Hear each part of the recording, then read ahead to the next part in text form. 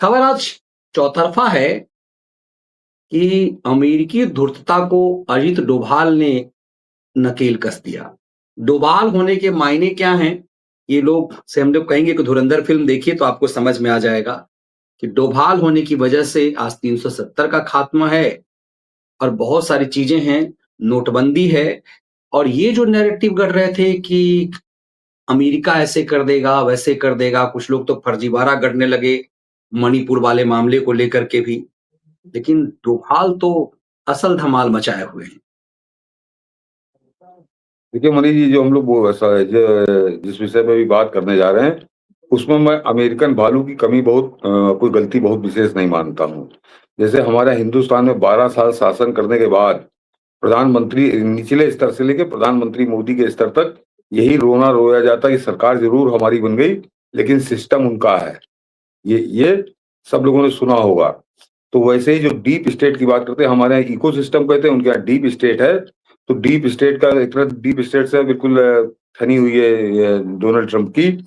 तो Donald Trump को boycott करके और डीप स्टेट का काम तो चल ही रहा। हमारे यहाँ 12 साल में इकोसिस्टम हम नहीं तोड़ पाए, तो अभी तो उसको 1 साल हुआ है। तो ये पूरा खेल है डीप स्टेट का। लेकिन डीप स्टेट से एक गलती हुई है।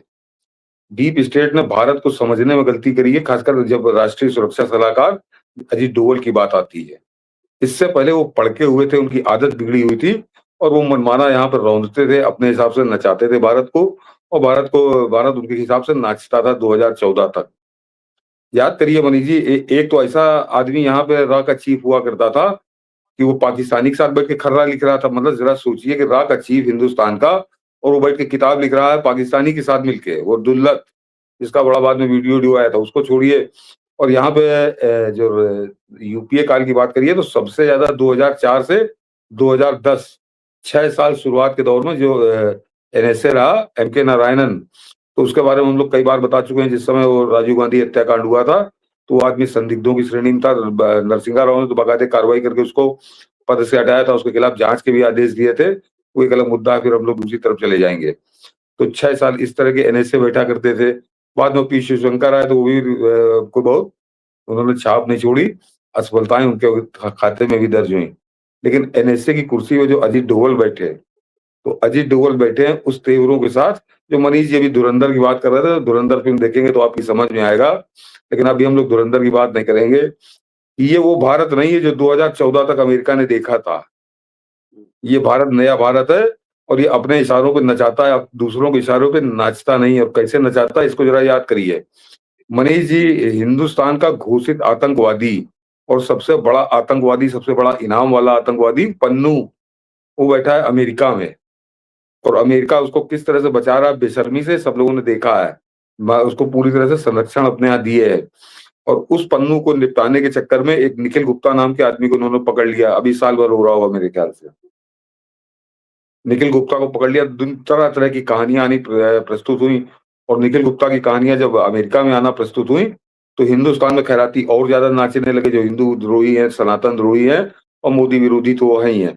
वो सब ढोल बजा के नाचने लगे कि निखिल गुप्ता वाला, निखिल गुप्ता को गाली, राग को गाली, और प्रधानमंत्री को गाली, सरकार को गाली, सेना को गाली, उनको गाली बकने का उनका धंधा है। उन्होंने उस बात को बड़े कहां से कहां पहुंचा दिया, जबकि इस भारत में जो औपचारिकता होती है उसको देखते हुए नकार दिया था उस घटनाक्रम से। लेकिन अजीत डोवल जो है, वो उनके दिमाग में कुछ और चल रहा था। और वो जो मैथ्यू वैन डाइक पकड़ा गया है परसों, आज जरा पहले दर्शक इसको समझ लें कि कल जो है अमेरिका का राजदूत अचानक जाकर अजीत डोवल से मिलता है और बड़ी लंबी मुलाकात होती है। और मुलाकात के बाद वो जो उसने बयान दिया है, वो बयान नहीं है, वो मक्खन लगाने वाला बयान है। मतलब जैसे मक्खन का वो ड्रम लेके आया था कि जितना ज्यादा वो लगा सके उतना लगाए, किसी तरह से भारत की लल्लो चप्पो वो कर रहा था। पहले मोदी जी उसका जरा सरजय घोर का ट्वीट दिखा दीजिए, उसके बाद आपकी बात समझ में आएगी जो अभी हम लोग बताने जा रहे हैं। अन्यथा यहाँ पे उस खबर का कैसा बलात्कार किया गया उसके साथ, कैसे उसके कहाँ कहाँ घुमा के कैसे गर्दन मरोड़ी गई, वो भी बताएंगे। लेकिन जरा पहले समझिए सरजई घोर का क्या रहा है। ये वो अपने आप में सब बता देता है। मैंने लिखा है कि नया भारत सही समय पर सही नस बिल्कुल ठीक तरीके से दबाता है। अमेरिकी राजदूत ने कल राष्ट्रीय सुरक्षा सलाहकार अजीत डोवल के साथ अचानक मुलाकात की और मुलाकात के बाद रिकॉर्ड तोड़ विनम्रता से बताया कि राष्ट्रीय सुरक्षा सलाहकार अजीत डोवल के साथ एक बेहद सार्थक बैठक संपन्न हुई। इसमें महत्वपूर्ण सुरक्षा और भू राजनीतिक मुद्दों पर चर्चा हुई।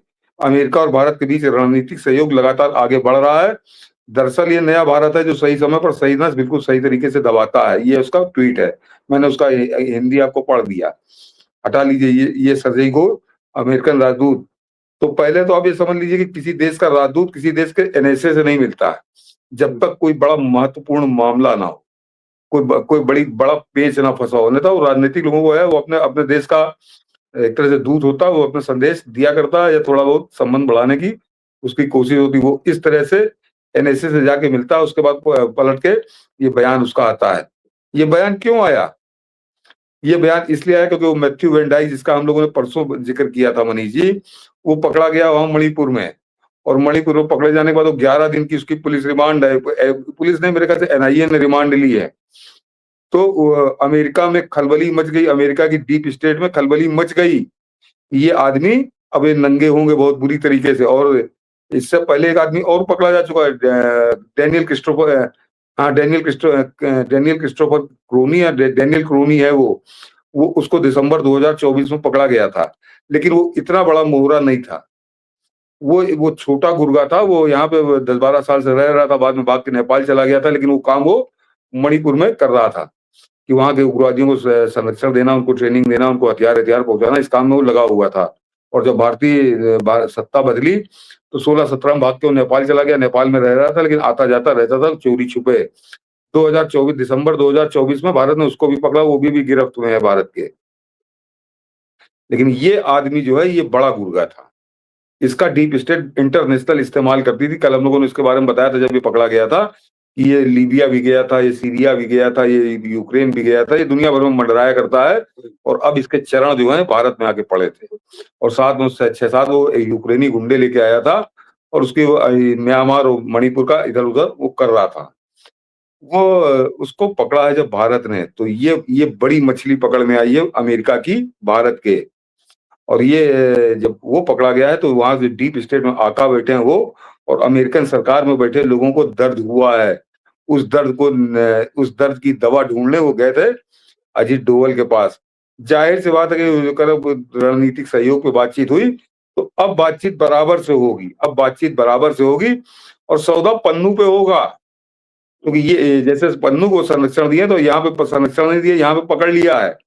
यहाँ पर ये पकड़ लिया गया है। और ये अब जिस तरह से छटपटाहट में अचानक पहुंचा है राजदूत, और लंबी मुलाकात उसने एनएसए के साथ की है।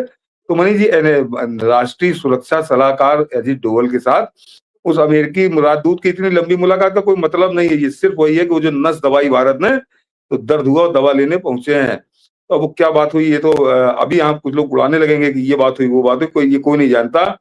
लेकिन कारण वो मैथ्यू वैन डाइक की गिरफ्तारी, उसके साथ वो 7 लफंगों की ज्यादा कोई वैल्यू नहीं है। वो तो किराए गुंडे हैं, वो यूक्रेन से पकड़ लाया था, उनको ट्रेनिंग देता था, उस अपने साथ लाया था। लेकिन मैथ्यू वैन डाइक बड़ा काम का आदमी है अमेरिका के। और अब इस पे क्या बातचीत होगी आगे आने वाली, आपको घटनाक्रम बताएंगे। अभी तो 11 दिन की वो रिमांड में, बहुत कुछ वो उगल देगा, बहुत कुछ वो बताएगा। उसके बाद दोबारा मुलाकात करेगा ये सर्जेई घोर जो राजदूत है। ये अभी इसकी छटपटाहट ये बता रही कि अन्यथा अमेरिका जूझ रहा है वहां ईरान के साथ। पूरे दुनिया में युद्ध की बात हो रही है और वो आ रहा है भारत के एनएसए से मिलने।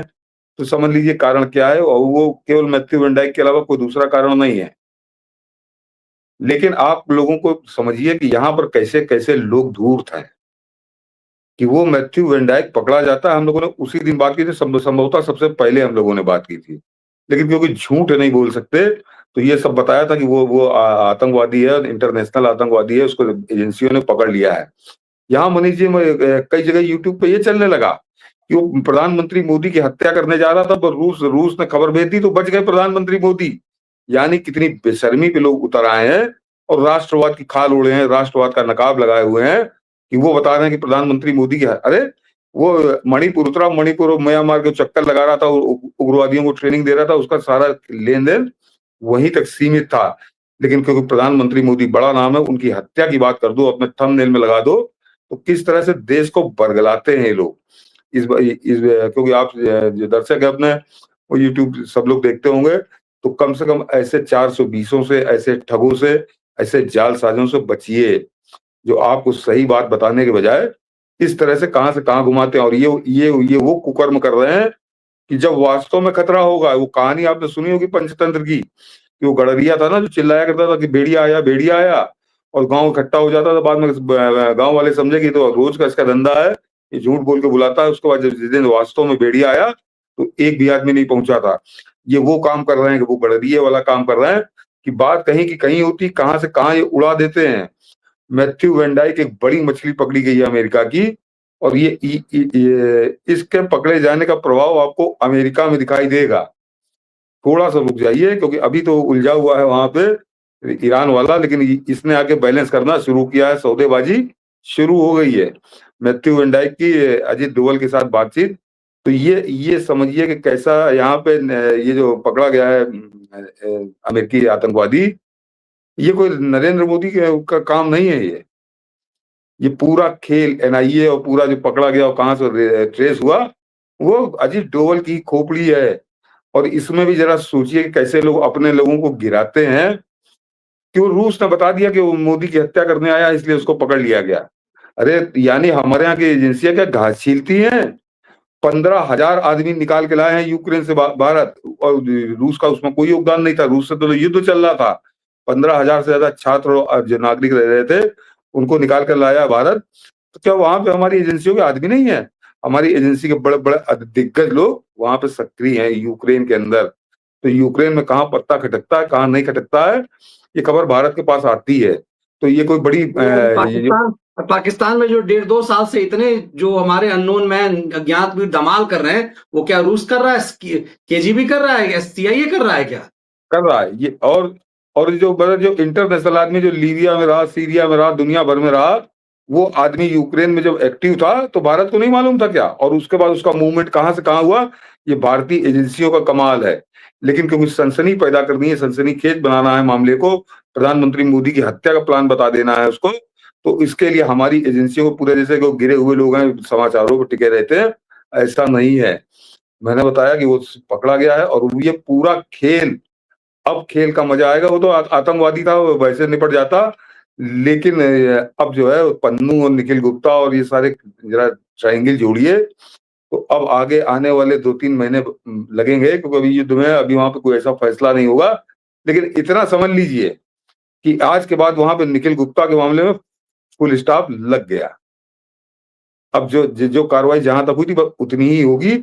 आगे बड़ा सोच समझ के अमेरिका को कदम उठाना पड़ेगा, क्योंकि जो कुछ तुम करोगे, वो यहाँ पे ये मैथ्यू वैन डाइक और वो जो क्रिस्टोफर क्रोनी पकड़ा गया है दिसंबर में, उनके साथ वही होगा। जो ये सौदेबाजी होती है, ये कोई पहली बार नहीं है। लेकिन अब जो है, और उसके अलावा वो पन्नू पन्नू अपने जान की खैर अब मनाए, क्योंकि अज्ञात वीर सक्रिय हैं, पूरी दुनिया में सक्रिय हैं। और वो उनके पहला टारगेट है गुरवंत सिंह पन्नू, नाम है शायद मनीष जी उसका। गुरपंत सिंह पन्नू, हाँ, और गुरुपाल जैसे सिंह पन्नू सॉरी। हाँ, और जब ये मैथ्यू वैन डाइक पकड़ा गया है मणिपुर में, और सरजेई गौर की जो मुलाकात हुई है अजीत डोवल के साथ, उन्होंने ट्विटर पे उसको घोषित कर दिया है।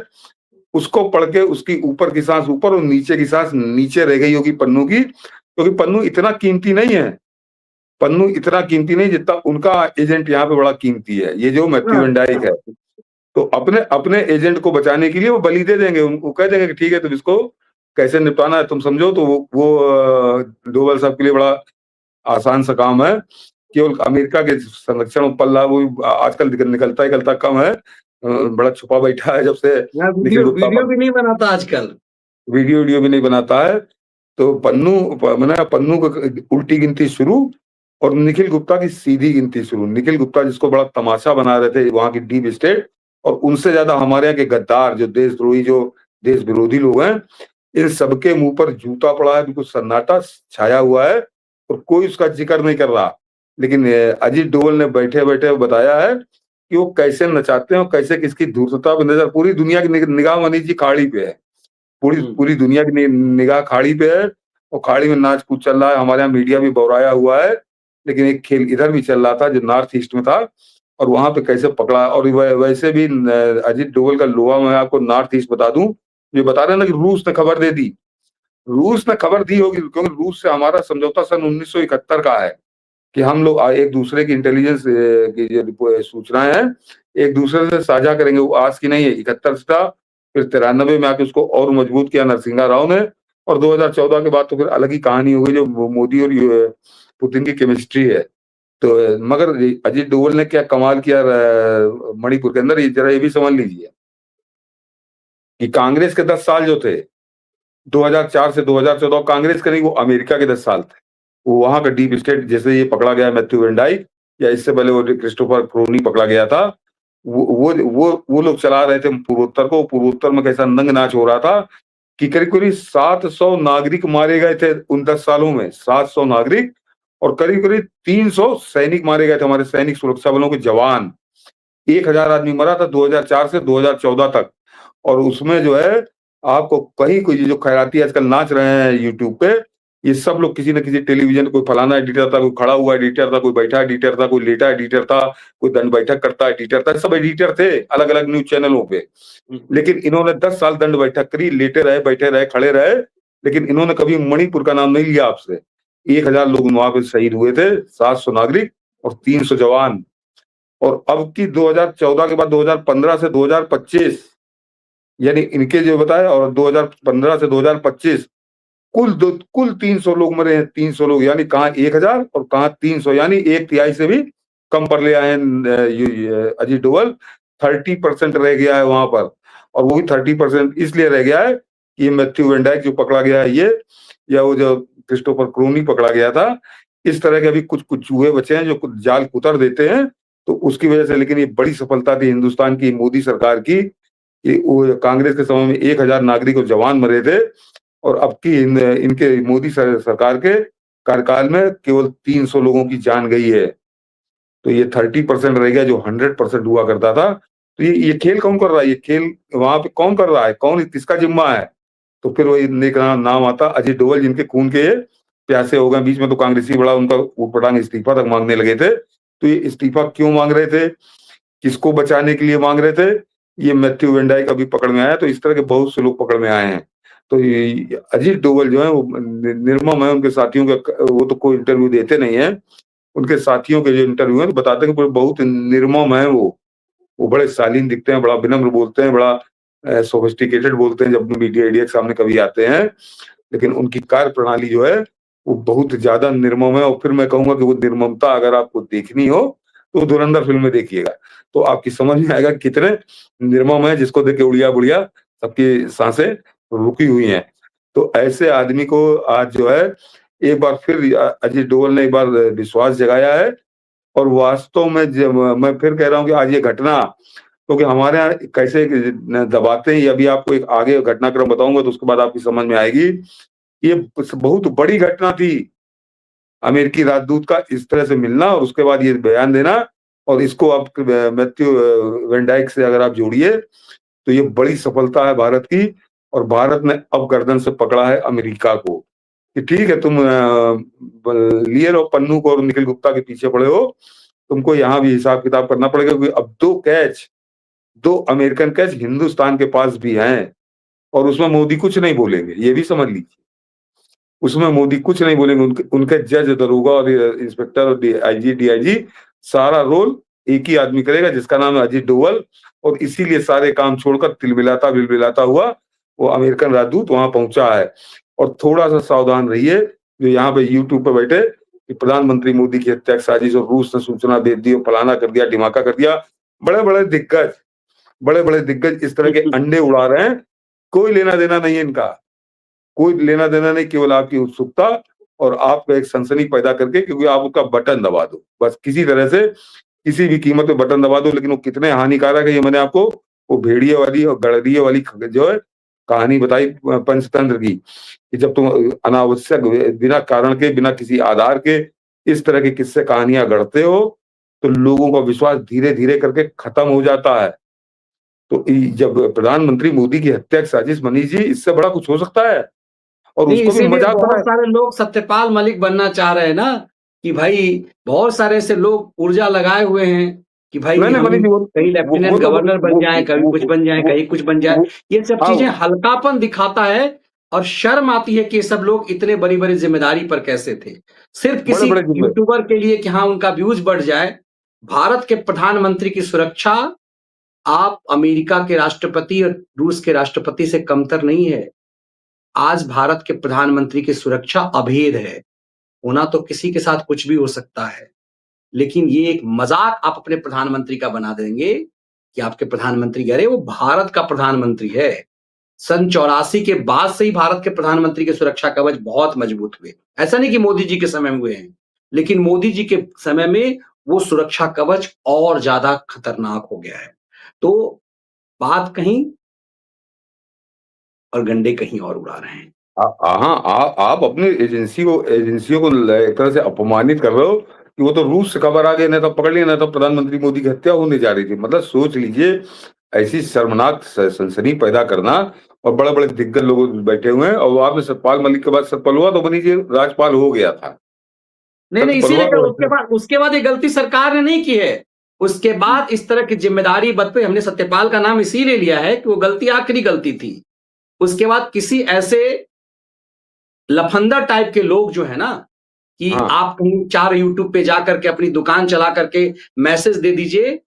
एक ऐसे ही मुझे आज मैंने आपसे बात कर रही थी, एक सो कॉल्ड पत्रकार जो महफ़िल लगाता है ना, मेरे एक मित्र ने हाँ, मुझे कहा कि फलाना रामलाल आ रहा है मेरी सोसाइटी में। हमने कहा उसे बताना कि मनीष ठाकुर मेरे मित्र हैं, मेरी किताब पे भी फ़ोन करे हुए थे, हुँ, क्यों इतने दिन से दुकान चला रहा है, प्रेस क्लब ऑफ इंडिया से जुड़ा हुआ और क्यों आज तक सरकार ने अहमियत नहीं दी। तो सरकार जो होती है ना, हमारी जो डोभाल की जो टीम है ना, ये राष्ट्रवाद का आवरण ओढ़े हुए हर किसी को पहचानती, इसीलिए 12-12 साल में बहुत लोग थक गए हैं। और एक और मूंछ वाला था ना बहुत बड़ा, वो भी राज्यपाल ने लेफ्टिनेंट गवर्नर बनने के लिए कई के चैनलों पे कूदता रहा। तो हाँ। आवरण ओढ़े हुए लोगों की और ऐसे लोगों की पहचानी कितनी हल्की बातें हैं ये। इसीलिए हम लोगों ने नहीं, कभी भी थंबनेल बना करके ऐसा नहीं किया। ये राष्ट्र यज्ञ है। बस थंबनेल से नाच करके आप इस तरह का खेल मत कीजिए।